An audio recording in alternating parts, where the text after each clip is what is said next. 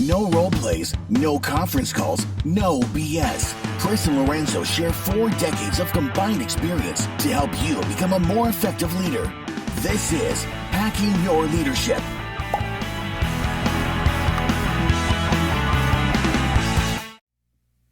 Welcome to Hacking Your Leadership. I'm Chris. And I'm Lorenzo. And welcome to this week's Thoughtful Thursday.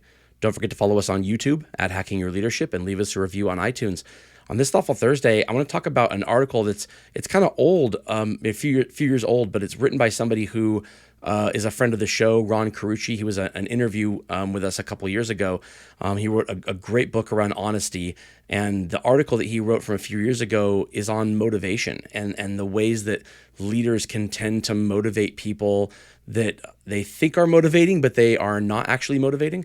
And I want to talk about this because I think this is kind of leaders fall into a lot of pitfalls when it comes to this. They don't know how to motivate their teams, and so they try the best they can. A lot of these are rooted in, like on the surface, potentially positive things, but they can actually end up serving more negative than positive when it comes to how the team actually reacts to them, especially over the long term. Meaning sometimes it can be fine once, but if this is the go-to because you haven't, as a leader, learned how to motivate your team the correct way, then you can fall into the trap of doing these things over and over again, and you will find you get the opposite results of what you're looking for. Yeah, I think it's when you were explaining that, the only thing I could think of was like, it's a trap. It's so leadership wise, it's just what it's how it plays out in my head. But I think it's important that we're constantly talking about and thinking about these things that sometimes we allow ourselves to fall into these traps. Sometimes we do them unintentionally. Sometimes we repeat them over and over again, which now make them no longer a trap, but just a way in which we do things, which we probably need to address and change some behavior here. So I'm looking forward to talking about this on this episode. Yeah, for sure. And if you hear some of these things, think about it in 2 different contexts, whether or not you do them, or what might be easier to recognize is when they've been done to you. And sometimes putting yourself in the perspective of the person who's having this done to them will make you, kind of summon within yourself how that makes you feel, and hopefully, will make it so you're less likely to do it to your people, or at least recognize that you do it if you're the kind of person who does it. But these are some pretty ubiquitous things that I've like. There's nothing in here that I've not experienced personally in my life. Reporting up to different leaders. The first of the 3 is what he calls drive-by praise. So you kind of poke your head into the office, or you send somebody a text message very quickly. Hey, just wanted to catch you before you left. Great job on this today, and you kind of like a fleeting moment, and that was it.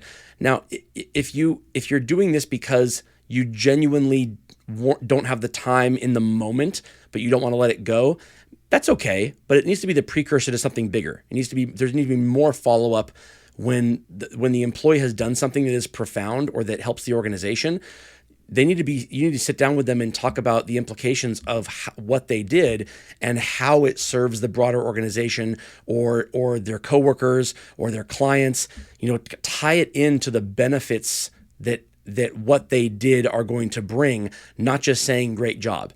The great job is a cool thing for the little things, but when a person does something big, it needs to be kind of more than that.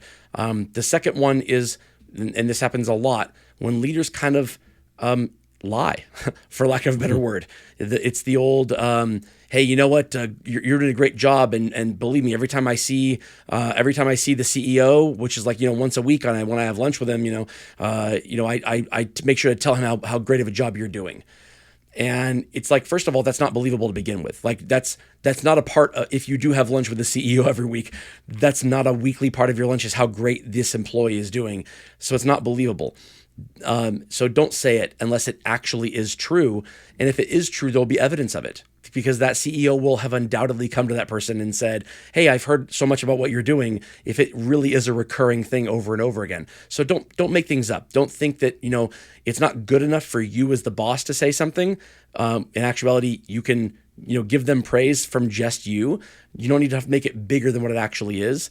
And then the last one is this, what he refers to as guilt gratitude, which you go over the top in terms of, praise and gratitude, because the person kind of bailed you out a little bit, but instead of calling out to the team that you needed bailing out to begin with, you just give them heaps of gratitude for what they did, which allows you to kind of take credit for giving them the gratitude, as opposed to the mea culpa of saying, I messed up and this person bailed me out. Yeah, especially because I think in those situations where let's say they got something done, but it wasn't like extraordinary. And the only context they have is that they're getting all this recognition for something that was just like, okay, like we do that all the time. Right. If you forget to say, and I asked them for this 3 hours ago, right? like, and they go, oh, they didn't have 3 weeks, they had 3 hours.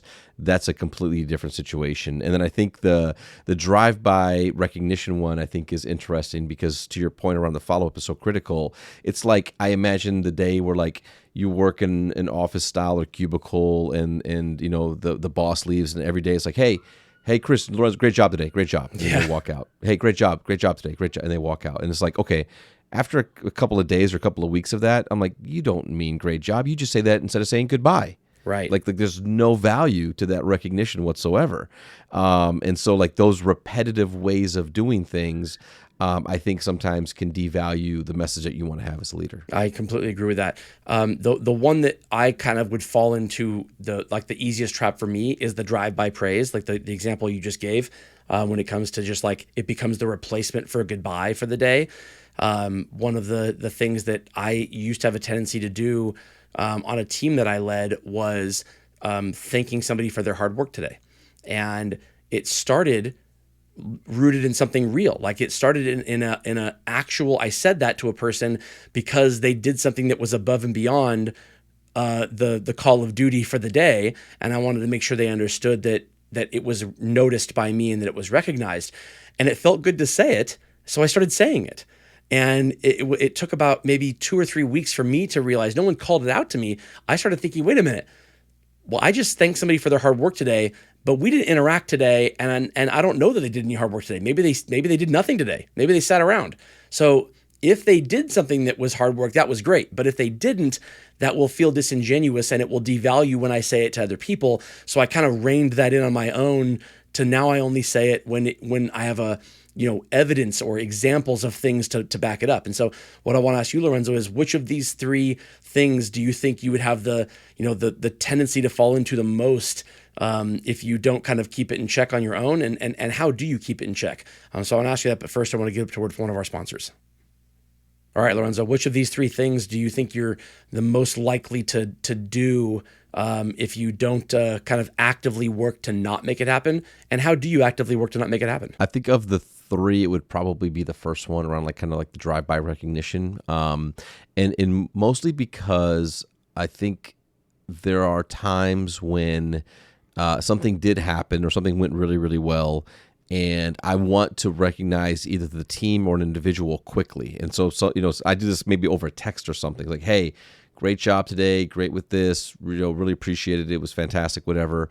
Thank you so much. And then kind of like move on and to you said this a little bit earlier is I think that the kicker is like when there is follow-up, there needs to be follow-up. There needs to be more in-depth. It feels good to know in the moment that it went well or it was a good job well done, but there's probably some context in there that needs to be delivered as far as like what the specific thing was or what were the things that that maybe that they did that was unexpected that you want to have that behavior going on into the future. One of the things I've done recently with kind of the way that I take notes, for a very long time I've used like blank notebooks that are just like blank lined pages, and I write my notes there and everything like that. Recently I have taken on a different style of daily note-taking or daily journaling from a leadership standpoint. And one of the pieces of that is I've added at the bottom of that page a checkbox for like requires follow-up and like actions that need to be taken off the page for this exact reason is that I want to make sure that there are things that I am writing down that are both for recognition, for completion of tasks, for conversations that I've had. But if there's something that requires my follow-up, I need to get better at that. So in this case, like let's say that something happened and you did a great job, and I write down in my book, hey, Chris did a great job with this thing. Let me message you and say, hey, you did a great job. And then I check the little box with 1/ it just says requires follow-up. And maybe underneath your name, I put, specifically he did this or follow up on this point of the thing. And then when I go back to kind of like know that I'm going to spend time with you or flip through my book when we come to conversations, I see that there's an element of follow-up. I then have the conversation with you. I go back to that page and I put another slash to make an X in the box. That way I also know that it required follow-up, but the follow-up has been completed. And so that's something that I've been working on recently to make sure that I'm closing the loop on the conversations, both those that are from a recognition standpoint, but also those that maybe where there's a commitment that was made or some feedback that needs to be given. I think that's great. I hope that works out. Like I want to. I'm sure we'll talk more about that as you have more evidence as you go on doing this. As far as like where that's worked for you and what it's helped you do.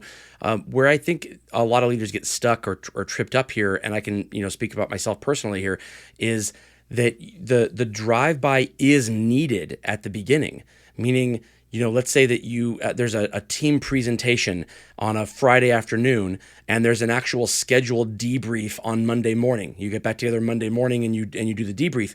Well, there could be people in that team who for the entire weekend are thinking, I did terribly, I did horribly, this didn't go well. So being able to say before you leave for the day, if everybody's about to go home, being able to say, hey, you know what? I know we have our debrief on Monday, but I just want to say, in general, fantastic job. This went absolutely amazingly. We'll talk more about it on Monday. And then you're going to talk more about it on Monday. That kind of drive-by praise, I think, is perfectly fine because it allows the person to kind of put down the bag of bricks for the weekend of wondering whether or not they did a good job, and there's going to be follow-up. It's when leaders do the drive-by, even if in their minds they think this needs more, but I don't have time for them more right now, so I need to do the drive-by. It starts with, again, the best of intentions, but then they never do that follow-up piece later, and it ends with that, and they let themselves off the hook because they go, oh, well, I said something earlier, so now I'm done.